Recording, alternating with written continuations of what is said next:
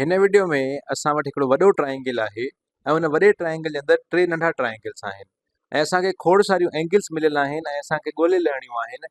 जीअं असां वटि इहा जेका हिकिड़ी एंगल आहे थीटा, त असांखे इहा ॻोल्हे लहणी आहे।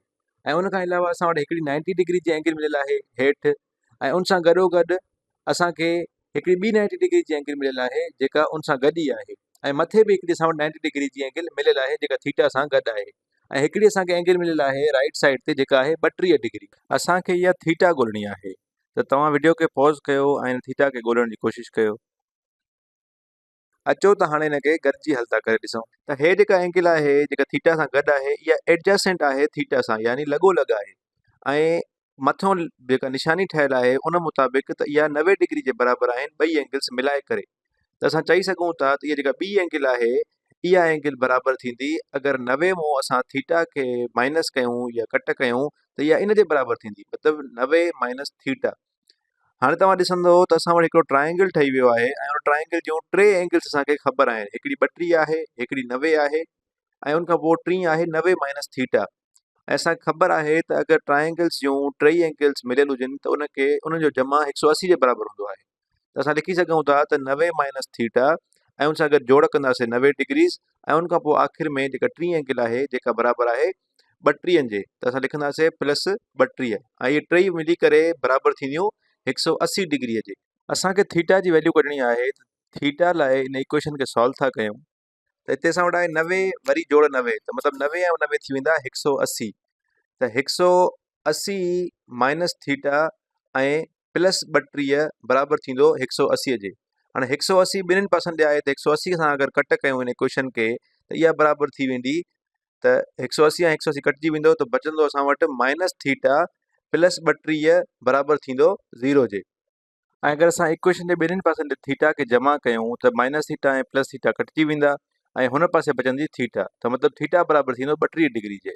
त इहा जेका एंगल असांखे घुर्बल आहे इहा बराबरि आहे 32 डिग्रीअ जे।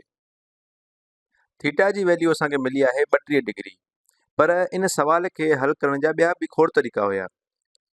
हाणे तव्हांखे मां हिकिड़ो ॿियो तरीक़ो करे थो ॾेखारियां, नओं तरीक़ो।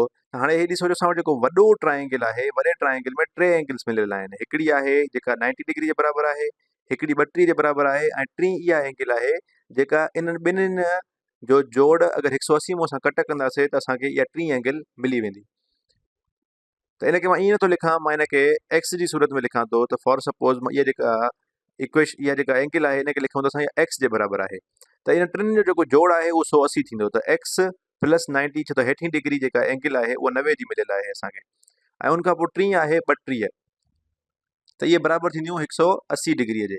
हाणे इन मां अगरि असां 90 खे ॿिन्हिनि पासनि जो कट कयूं त हेॾो एक्स वारे पासे ॾांहुं 90 अगरि असां कटींदासीं त असां 90 कटिजी वेंदो ऐं 180 मां 90 कटींदासीं त असां वटि 90 बचंदो। ऐं वरी 90 मां अगरि असां 32 खे कट कंदासीं त असांखे छा मिलंदो, असांखे मिलंदियूं 58 डिग्रीज़, यानी एक्स बराबरि थींदो 58 डिग्रीअ जे। पर असांखे सवाल मिलियल हुयो त असांखे थीटा जी वैल्यू कढणी आहे, ऐं थीटा जी वैल्यू कढण लाइ अचो त हिनखे वधीक सॉल्व था कयूं। तव्हां गौर कयो त इहा जेका थीटा वटि एंगल आहे, जेका वॾी एंगल आहे ॿिनि ट्रायंगल जे विच में, इहा 90 डिग्री जे बराबरि आहे।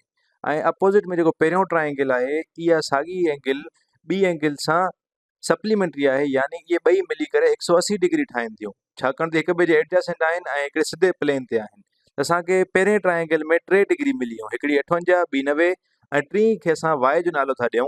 त अगरि असां टिनिनि खे जोड़ कंदासीं त असांखे 180 मिलंदा, ऐं वरी इन टिनिनि एंगल्स खे जोड़ था कयूं त हिकिड़ी असां वटि 58 आहे, ॿी 90 आहे ऐं इहे बराबरि थींदी 180 जे।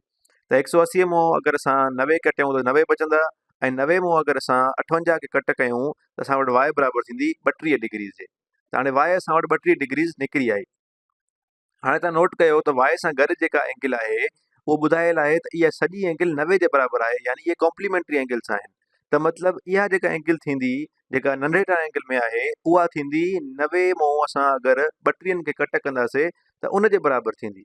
त इन जो नालो असां ज़ेड था लिखूं, त ज़ेड बराबरि थींदी 90 ऐं उन मां कट कंदासीं असां 32, त मतिलबु इहा बि 58 डिग्री जे बराबरि थींदी।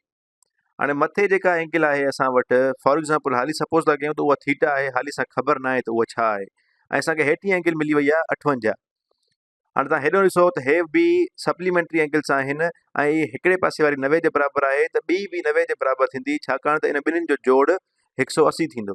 हाणे अचो त हिन ट्रायंगल जी वरी इक्वेशन खे खणूं था 180 वारी खे, त हिकिड़ी एंगल असां वटि ज़ेड जेका आहे उहा 58 जे बराबरि आहे, उनखां पोइ ॿी एंगल असां वटि 90 जे बराबरि आहे, ऐं टी एंगल आहे थीटा जेका असांखे मालूम करणी आहे।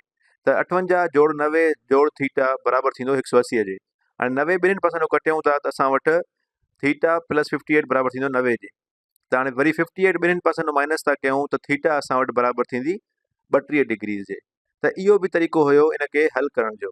मतिलबु त इन खे करण जा खोड़ सारा तरीक़ा आहिनि, जेसि ताईं असां जेके स्टेप्स खणूं था पिया उहे सही था खणूं ऐं क़ाइदनि जे मुताबिक़ था खणूं।